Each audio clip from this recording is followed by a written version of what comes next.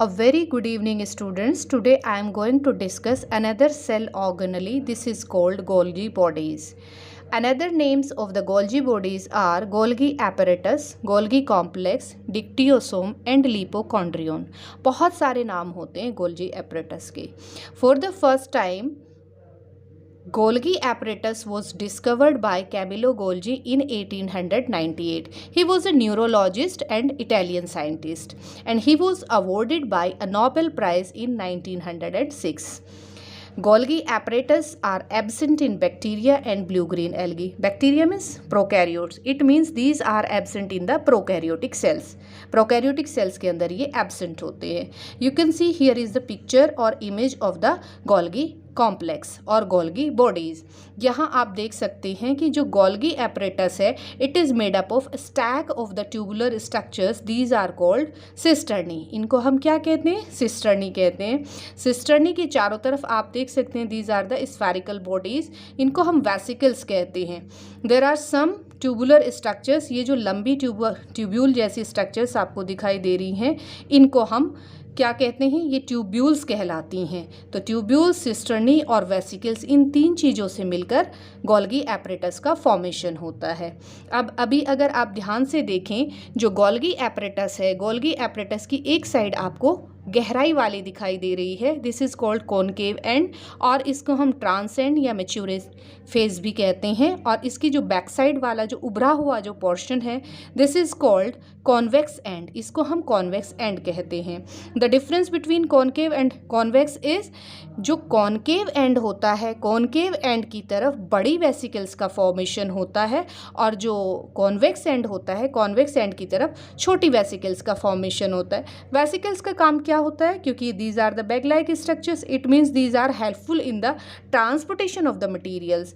यानी कि ये मटीरियल्स को एक जगह से दूसरी जगह ट्रांसपोर्ट करती हैं. अब जो गोल्गी एपरेटस है in case of plants these are called dictyosome. अगर हम प्लांट की बात करें तो वहाँ इनको डिक्टियोसोम कहा जाता है. अब क्योंकि ये ट्रांसपोर्टेशन का काम करती हैं, एक जगह से दूसरी जगह चीज़ों को ट्रांसफ़र करती है, इसलिए इनको हम जनरली क्या कहलाती हैं? Golgi bodies are known as traffic police of the cell. क्या कहलाती है? Traffic police of the cell. यहाँ जो क्वेश्चन अराइज करता है वो यही है कि which organelle is known as traffic police of the cell. तो आपका आंसर क्या होना चाहिए? Golgi bodies are called traffic police of the cell. क्यों कहलाती हैं ये traffic police of the cell? Because it encloses the protein molecules and components of the cell membrane in different sac in the cell. यानी कि एक cell से दूसरी cell में ट्रांसपोर्टेशन का काम करती है इन प्रोटीन्स को इन वेसिकल्स में, इन बैग लाइक स्ट्रक्चर्स में भरने के बाद में. अब हम बात करेंगे फंक्शंस ऑफ गोल्गी एपरेटस. कैसे काम करता है Golgi apparatus? A very important function of Golgi complex is secretion. You can see here is the part of the cell. Cell का ये part आपको दिखाई दे रहा है. The central part of the cell is known as nucleus.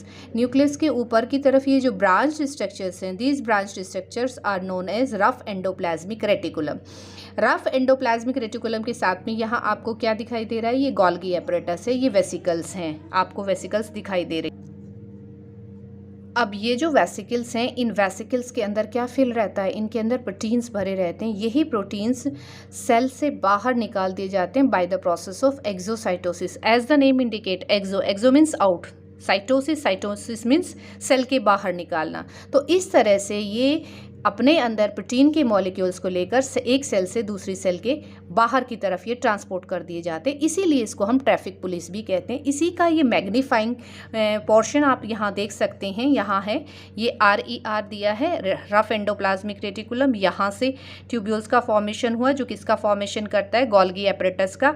Golgi apparatus की मैंने आपको दो फेस बताई हैं. आपको एक तो सिस फेस है, एक ट्रांस फेस. सिस फेस किस तरफ होती है? जो कॉन्वेक्स वाली फेस होती है वो सिस फेस कहलाती है, और जो कॉनकेव वाली फेस होती है उसको हम ट्रांस फेस या मैच्योरिंग फेस कहते हैं. तो उसी तरफ जाकर जो मैच्योरिंग फेस है, मैच्योरिंग फेस पर ही जो वेसिकल्स हैं वो बिगर इन साइज, बड़े साइज में बनती हैं. और ये जो बड़े साइज में हैं ये इसमें से जो गोल्गी एपरेटस की जो सिस्टर्नी है, सिस्टर्नी में से पिंच ऑफ करके ऐसे चुट्टी के जैसे ही बाहर की तरफ निकल जाती हैं। निकलने के बाद में, क्योंकि इसके अंदर प्रोटीन भरा हुआ है, इसके अंदर बहुत सारा कंटेंट्स भरा हुआ है, और यही वेसिकल्स फिर प्लाज्मा मेम्ब्रेन के साथ में अटैच होंगे और ये बॉडी के बाहर निकाल दी जाती हैं। तो ये पूरा का पूरा जो सीक्रीशन ऑफ गोल्गी बॉडी है वो इसमें इंडिकेट किया हुआ है। तो ये दोनों पिक्चर्स, दोनों इमेजेस बहुत इंपॉर्टेंट हैं। अब हम बात करेंगे गोल्गी बॉडी के दूसरे फंक्शंस की, कि भाई गोल्गी बॉडी और किस तरह से काम करता है। सेकंड आता है concentration and storage of secretory products. तो ये क्या करता है, जो मटेरियल्स हैं, जो केमिकल्स हैं, उनको अपने अंदर स्टोर करने का भी काम करता है। तो स्टोरेज बैग का भी ये काम करता है।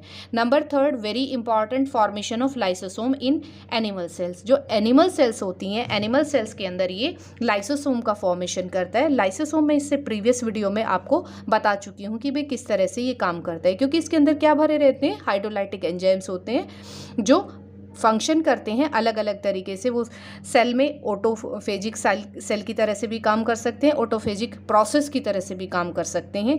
और थर्ड आता है सिंथेसिस ऑफ ग्लाइकोप्रोटीन।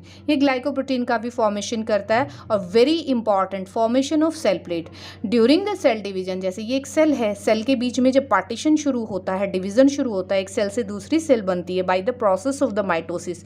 इसको हम आने वाली वीडियोज़ में डिस्कस करेंगे कि माइटोसिस होता क्या है, किस तरह से होगा। माइटोसिस प्रोसेस के द्वारा, डिवीजन के द्वारा एक सेल से दो सेल बनती है। तो इस बीच में जो पार्टीशन वॉल बनती है, तो सबसे पहले आकर यहाँ पर गोल्गी एपरेटस इकट्ठे होते हैं जो सेल प्लेट का फॉर्मेशन करते हैं। This is very important.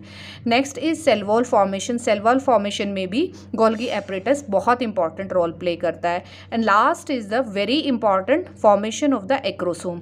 Acrosome क्या करता है, कहाँ बनता है, ये स्पर्म की स्ट्रक्चर है। स्पर्म की structure just like a tadpole larva. जो मेंढक का टेडपॉल लार्वा होता है उसके जैसी ये स्ट्रक्चर दिखाई देती है। इसका जो टिप वाला जो पोर्शन होता है, दिस इज कॉल्ड एक्रोसोम।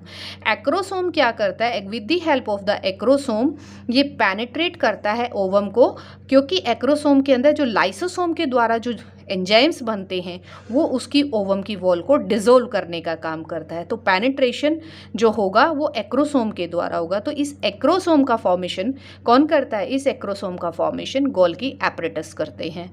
तो इस तरह से आपका गोल्गी एपरेटस जो सेल ऑर्गेनेली है वो कंप्लीट हो जाता है। आई होप स्टूडेंट्स आपको गोल्गी एपरेटस का हर एक पार्ट, हर एक पोर्शन क्लियर हो गया होगा। अगर आपको कोई प्रॉब्लम है, कोई क्वेरी है, तो आप अपना क्वेश्चन कमेंट बॉक्स में छोड़ सकते हैं। मैं आपका जो क्वेश्चन होगा उसका आंसर ज़रूर दूंगी। और मुझे आशा है आपको मेरी जो वीडियो है ये पढ़ाने वाली, ये आपको पसंद आई होगी। अगर ये आपको अच्छी लगी है तो मेरी वीडियो को ज़्यादा से ज़्यादा लाइक करें, शेयर करें और मेरे चैनल को सब्सक्राइब करें।